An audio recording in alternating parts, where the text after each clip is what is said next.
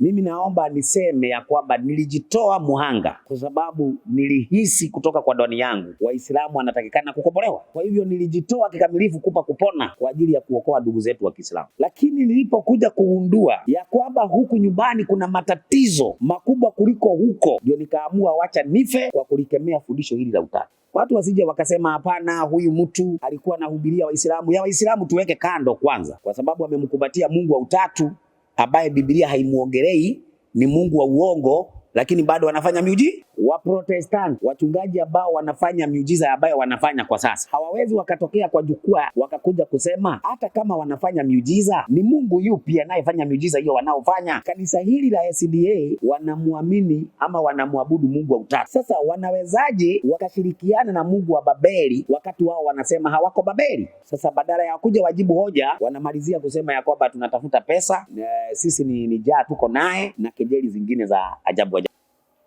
Na kwa Bwana wetu Yesu Kristo ziweze kuwa pamoja nanyi.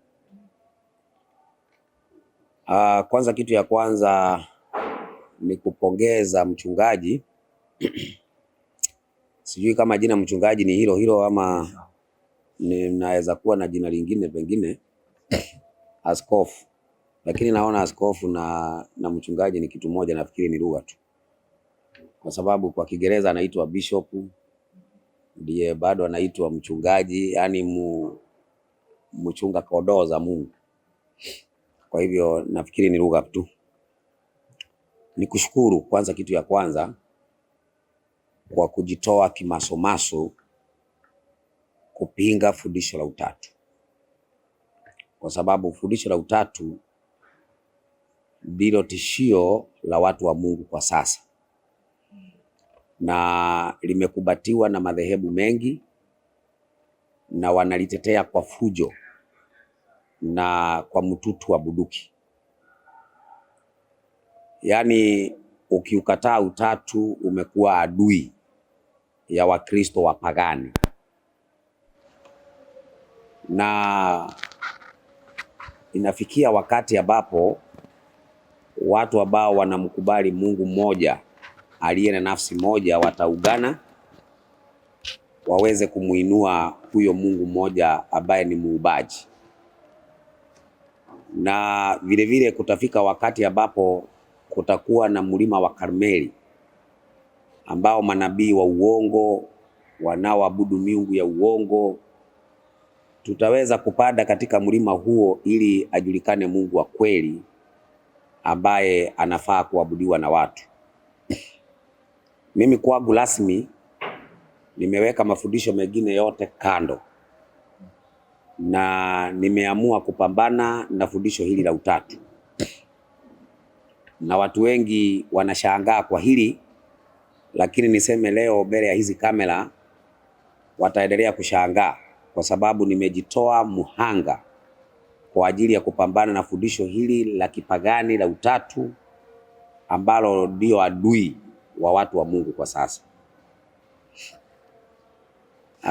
Niseme ya kwamba tunaweza kosa kuelewana katika mambo mengi, lakini tukielewana katika fundisho la Mungu ni nani, nadhani ya kwamba mengine kuelewana yatakuwa rahisi, kwa sababu Mungu akiondoka mahali, hapo mahali panakuwa na machafuko na inakuwa ni Babeli. Lakini watu wakielewana kwa somo hili la Mungu, nataka niwaambie kwamba tutaweza kuwa rahisi sana kuwafikiana. Wakati mwingi watu wanagojea tu mapambano, wanagojea tulumbane, lakini itafika wakati ambapo ukweli ukisemwa na mtu wowote, wacha ukubalike ni ukweli. Amen. Bila kujali ni nani aliyeusema ukweli huu. Maadamu ni ukweli, haubadiliki kuwa uongo kwa sababu ni nani aliyeusema. Sasa katika somo hili la Mungu na somo hili linalohusiana na Kristo wake, niseme ya kwamba asilimia kubwa tunaweza tukakubaliana, lakini kuna kipengele ambacho kinahitaji mjadala, na sitaweza kuongelea mambo mengine kando na hilo somo la Mungu Hayo mambo mengine, mwanamke anavaa kitambaa ama asifae kitambaa, kwanza tuyaweke pembeni. Kwanza tukubaliane katika swala hili linalohusiana na muumba wetu.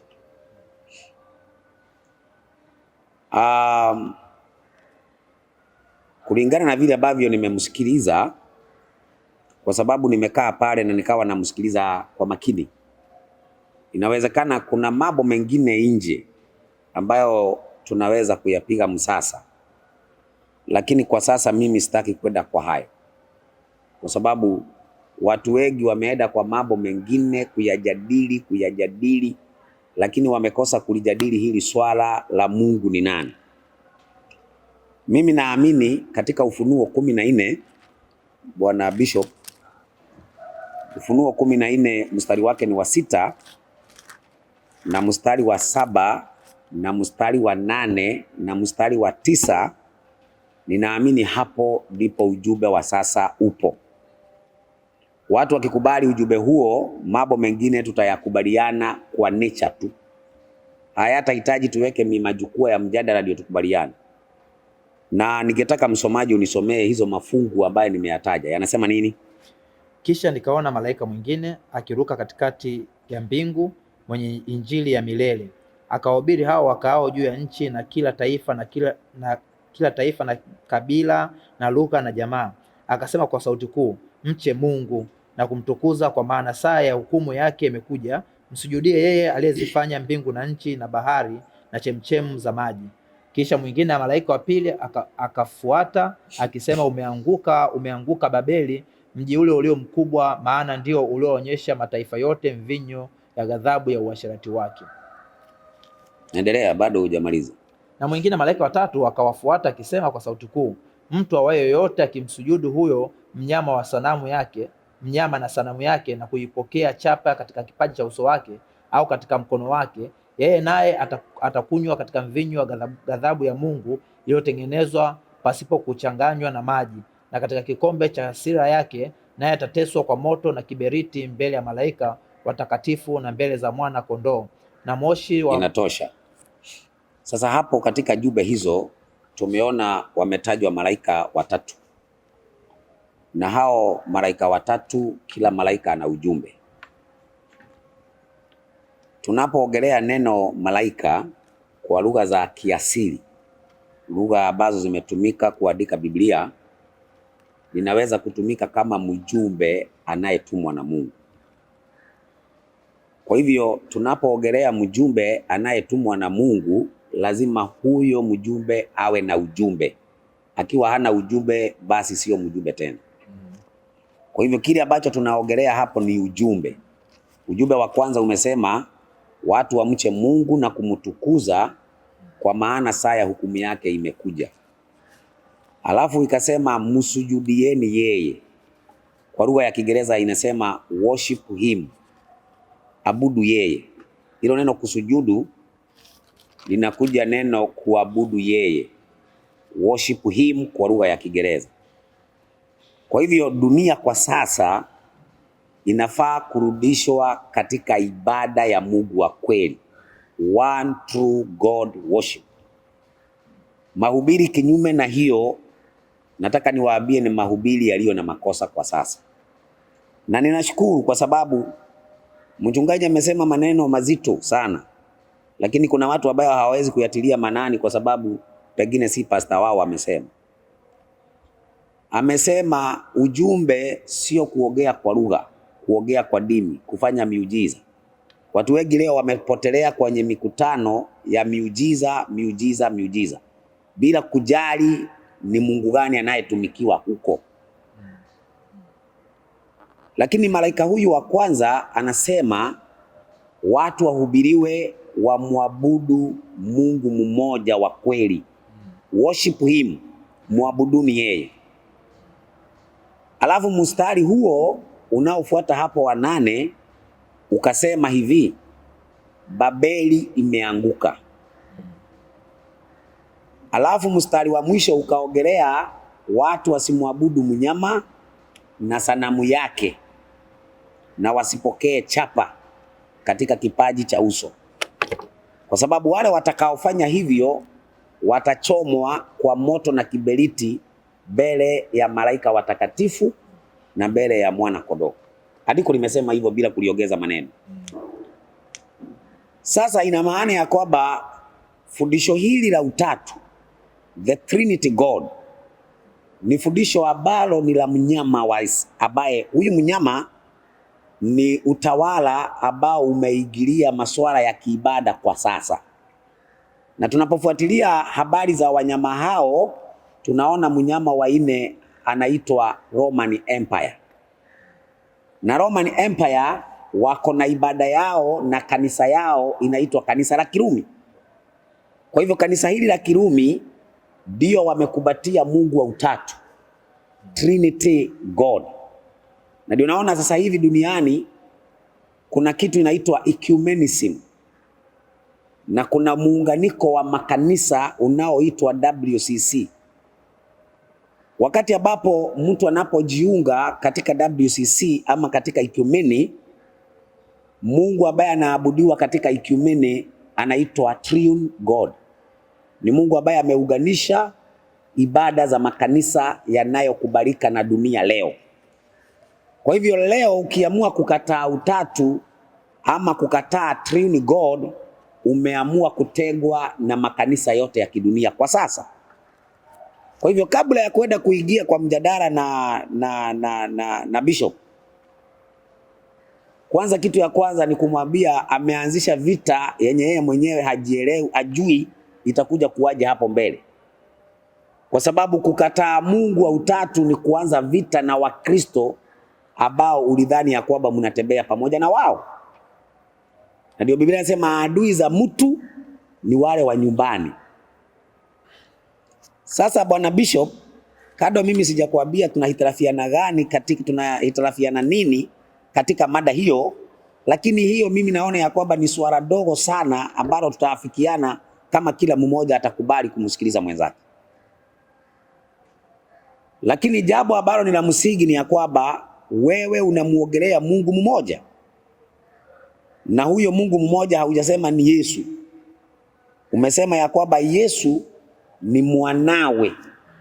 Ni mwanawe ambaye ako na asili na sifa za kiungu kwa sababu ni mwana wa Mungu, kama nimekuelewa. Sasa kile ambacho nimekisikia hapo ni kwamba huyu Mungu ni roho. Kwa hivyo hana umbo. Sasa mimi siamini hivyo. Ninaamini ya kwamba huyo Mungu mmoja ana umbo. Kwa hivyo swali tunafaa kuulizana na Bishop ni ya kwamba huyo Mungu mmoja ana umbo ama hana. Ndio nikasema ni swala dogo sana. Yaani hiyo tunaenda kumalizia kesi. Lakini kwa kukataa ya kwamba Mungu Baba na Mungu Mwana na Mungu Roho anatengeneza Mungu mmoja, hiyo ni pongezi kubwa, na niseme ya kwamba Roho wa Mungu anakutumia. Wakati wa safari ya kiimani, hata tunaposoma katika Biblia, wale ambao wameandikwa katika Biblia kuna mambo ambayo hawakuwafikiana. Lakini katika swala la kuwafikiana Mungu ni nani, hawakukosana. Kwa hivyo tutakapopatana katika hili swala la Mungu, nataka nikuambie mambo mengine tutawafikiana kwa haraka sana. Sasa wale ambao mnafuatilia kwa mitandao, wale ambao mnafuatilia kwenye mitandao, ni waombe ya kwamba tuondoe ushabiki. Na mimi niseme ya kwamba nimejitoa muhanga. Sababu kuna kitu moja Bwana Bishop nimekisoma katika historia ninapotumia kitabu cha Danieli 7 na kugundua ya kwamba wakati fundisho la utatu lilipopitishwa rasmi, liliwang'oa mataifa matatu ambaye hayapatikani duniani kwa sababu ya fundisho hilo. Yaani waliuawa na kung'olewa kabisa duniani. Naitwa Heluri, Fados na Astroloth. Maana ukisoma Danieli 7 kuna wanyama wanne na mnyama wa mwisho walikuwa na pembe 10, alafu pembe moja ikatokea ikang'oa pembe 3. Hizo pembe 3 zilizong'olewa, wale wanaofundisha unabii kwa sasa huwa hawasemi ziling'olewa kwa nini. Lakini sababu ya kung'olewa, ziling'olewa kwa sababu fundisho la utatu lilipopitishwa, hizo nchi 3 ama hizo falme 3 zilikuwa zimekataa habari ya miungu mitatu. Kwa hivyo hata kama tutaamua kukataa huyu Mungu wa utatu, ujue ya kwamba tutakuwa, hata kama hawatatuua watuchinje, watakuwa wametuua, kwa sababu Biblia inasema amchukiaye ndugu yake ni muuaji. Kwa hivyo wataanzia na kutuchukia, kwa hivyo watakuwa wametuua kwa mujibu wa Biblia. Sasa mwenyekiti, ningeomba kama itawezekana, kabla hatujaenda kuulizana kama Mungu ana umbo, kwa sababu habari ya ubatizo, kama ni jina la Yesu linabatiza ama ni jina la Baba, Mwana, Roho, naomba kwanza tuliweke kwanza kando. Ningeomba tuangalie katika swala hili la Mungu wa utatu. Kwanza tumuvamie pamoja na huyu bishop kwanza. Tumuvamie huyu Mungu wa utatu mbele ya hizi kamera. Huyu bishop si msabato. Na leo hii tunakwarusana na wachungaji wa kisabato vibaya mno, kwa sababu wameenda shule ya theolojia wakamuokota Mungu wa utatu na wakakuja wakamleta katika kanisa la Waadventista wa Sabato ambalo mimi ningekuwa mshirika hapo ndani.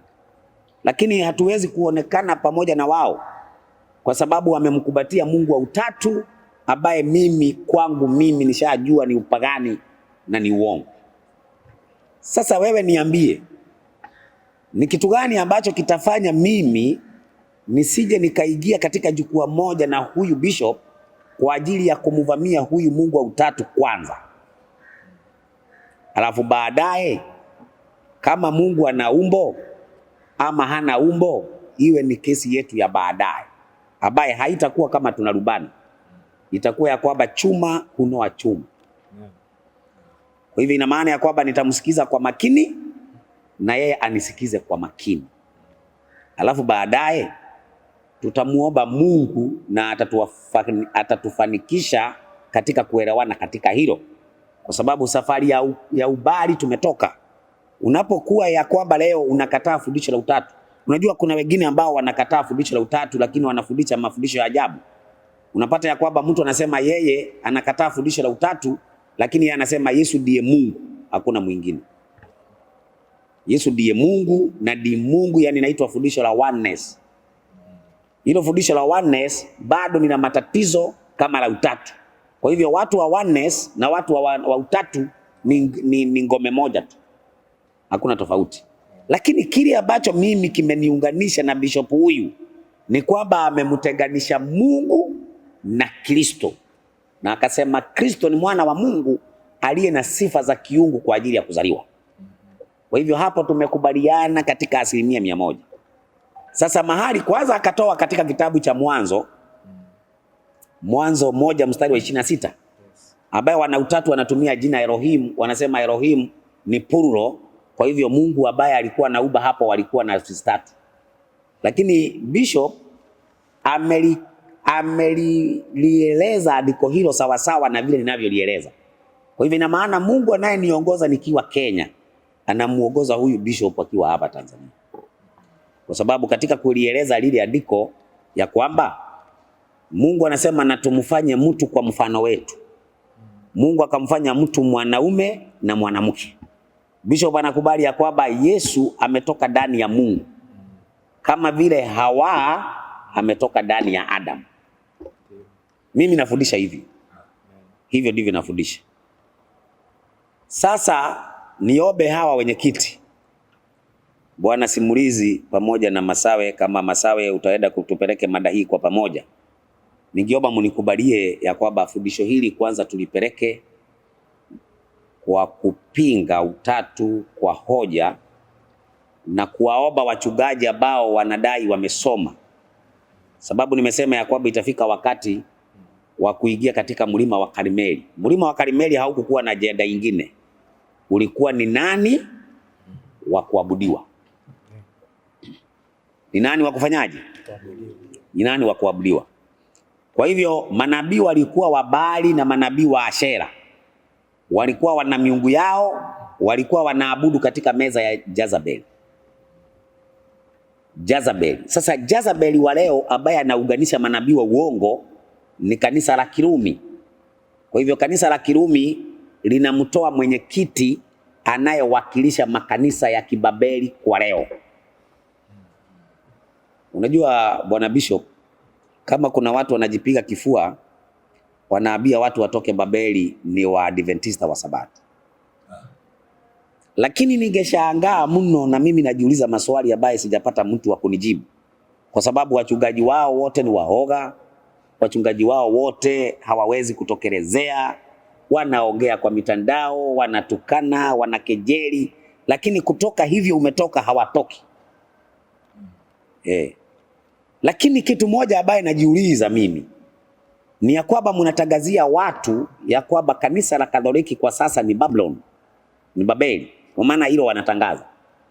Ingawa hawamtangazi ni nani mwenyewe, lakini wanatangaza kanisa lile ni kanisa ambalo ni Babylon.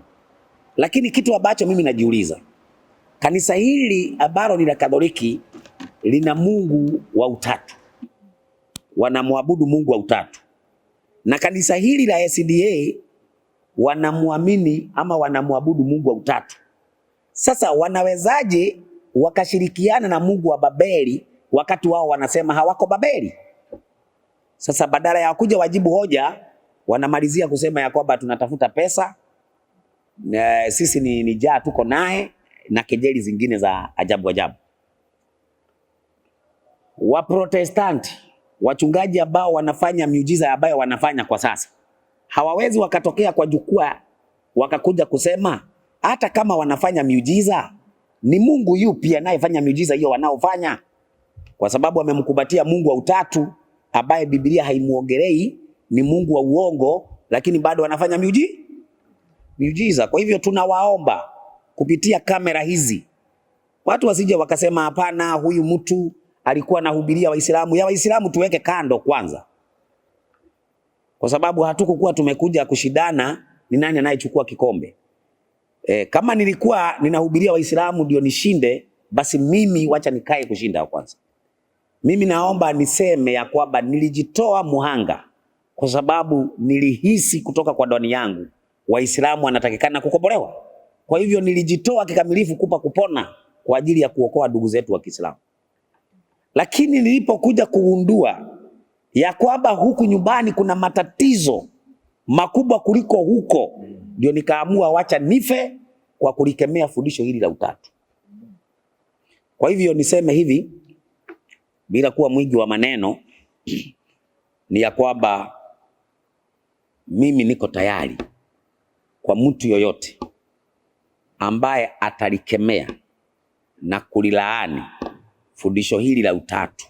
Mimi niko pamoja kupanda kwa jukwaa moja na yeye tulikemee fundisho hili la utatu, na nimempata huyu. Nikikuja ama tukikuja na wenzangu, tulikuwa tunakuja kujadiliana yeye kwa sababu tulidhani ya kwamba anakataa utatu lakini ni oneness, kama wachungaji wengine wako Kongo. Kuna kundi liko Kongo linasema ni Yesu tu, oneness hiyo.